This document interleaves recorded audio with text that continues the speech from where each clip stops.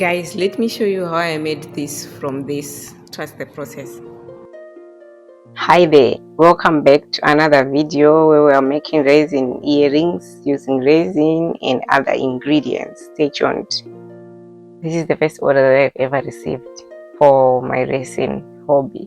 So today I'm going to show you how I made one of my very first customer orders of stud earrings using resin UV. The order we'll be working on is for a baby girl, a little girl less than a year old, and the mother ordered this for her. So it was a bit challenging because I did not have the resources for a small child, but we will try, we'll work with what we have and see what we can get out of it. If she does not like them, I'll just accept them back. So I started with the butterfly wings because those were a bit challenging. I was prepared to spend a little more time on them. This was already at night, so you'll bear with me. So first of all, pour in a little bit of UV resin into the mold, half the depth of the mold, and then add in your posts, those sticks, metal or otherwise, or plastic, those that we have at hand.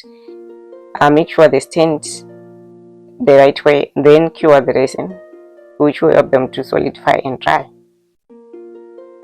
You can cure this for about 5 minutes or less. Since it's only half a mold, it will take a little bit less time for it to dry because it's UV. Anyway, I started finishing setting up. I put up the glitter that I was going to use. Since we had pink, green, blue, yellow, those are the ones that I chose to use glitters on. Some of them I didn't put glitters in. I used a little bit different things like plastic flowers and plastic beads. So I'll be explaining the things that I did wrong and the things that I did right and the things that surprised me, lessons learned while doing this process. So let's learn together. Just keep watching, keep holding on. If you're going to try this, please comment down below. Okay, workshop safety. Always make sure that you close whatever you open so that it doesn't dry, it doesn't spill, and so that nothing gets mixed by mistake. So always close the tins, close the boxes that you're using.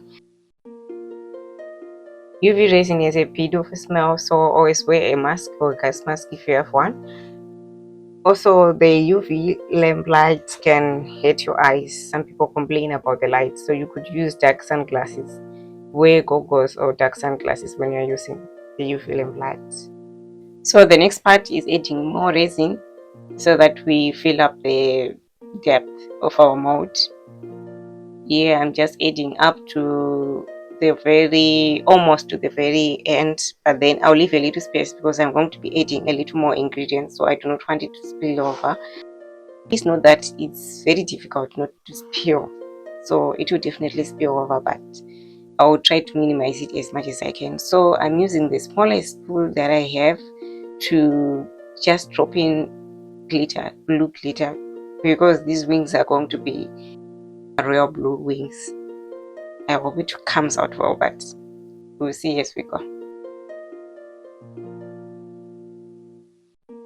So since this is a small set, I'll be using the toothpick as a mixing stick because that's the only tool that I have that I know that will mix this well without spilling.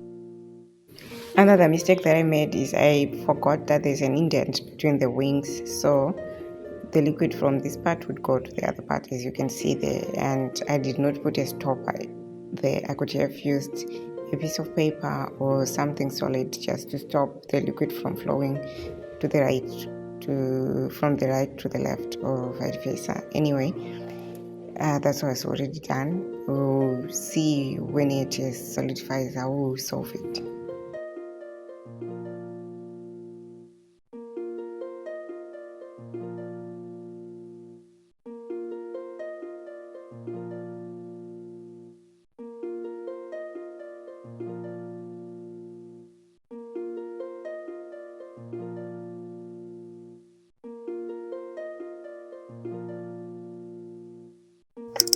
Ladies and gentlemen, the moment of truth. Let's demold and see how this project came out.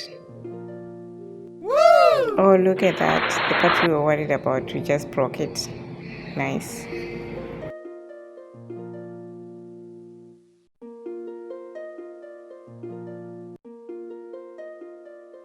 As I mentioned in the beginning, this was a batch of studs for the same client. So while this is curing, let's prepare for the next batch. So I'm putting in the resin. I've already put in the glitter, green, blue, sorry, it's green, pink and yellow.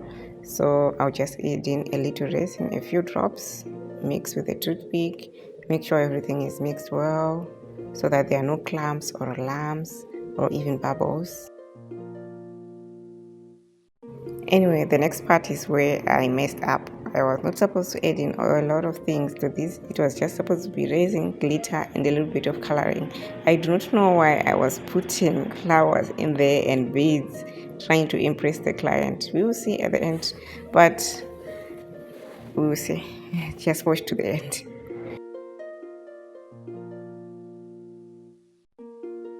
Anyway, same methodology as we used at the start. Put in a few resin drops, cure it under the UV lamp, add another layer, add the posts, uh, then add another layer again, cure under UV light for 5 minutes. And this is me doing the thing that I must not do, adding coloring at the end instead of in the middle. But we all learn, and I've made this mistake so that you don't have to. Don't add the coloring at the end, add it either in the beginning or in the middle of your process. That way your product will have ample time to cure and dry properly without messing up the process for you. Tell me why I was using same color beads in the same color resin. Really, what was I trying to achieve?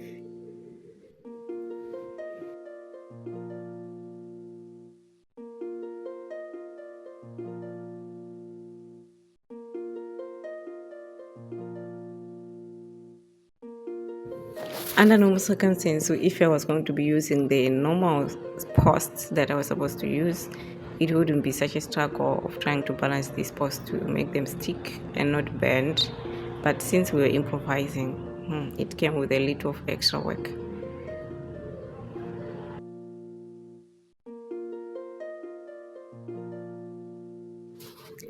At this point, it's almost midnight, and this video is sped up for your convenience.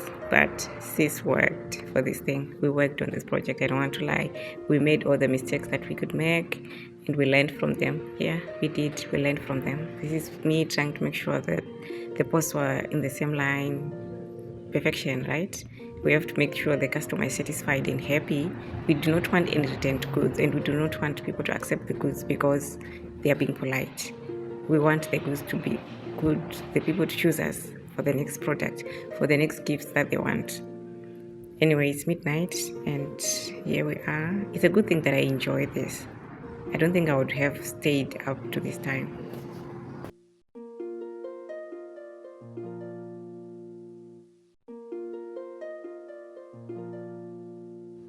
Anyway, no matter how much you try to be tidy and neat, there will always be need for you to neaten up your product. There will always be some extra things that need to be cut, to be trimmed, to be filed away, to be polished, just to make sure the product is top notch.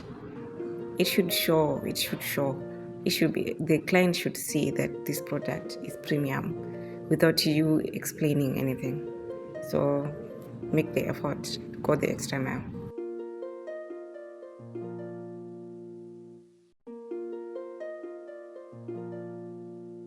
Any chance that you get, make sure that you neaten your area, tidy it up. Believe it or not, you work better when you are in a neat place, in a tidy place. Plus, it will help you when you are done. You won't have too much to put away because you have already done some of that during the free times that you could have during your process, especially when you're waiting for the products to dry. You can always clean up, put away tools and things that you no longer use that you've already used. Don't rush through the neatening and tidying up of your product. Take your time, make sure you do due diligence to this, because if it's scrappy after you're done, then it spoils the whole thing. Take your time.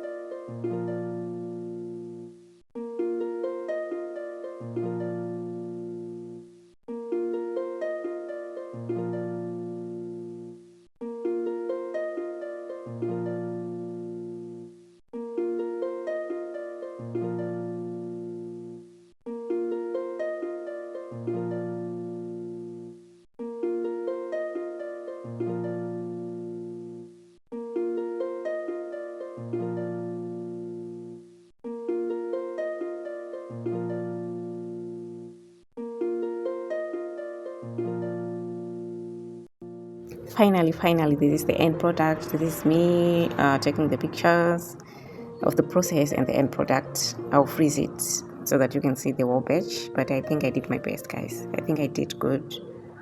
Anyway, when I handed it over to the client, she didn't complain. She loved them, so I'm happy about that. Wow, guys, even me, I'm surprised. Even myself, I'm surprised. I outdid myself. I outdid myself. This is amazing. This is simply amazing. Let me know what you think down below, but I think I couldn't have done it better, guys. This is amazing. Beautiful stuff. Beautiful. Simply beautiful.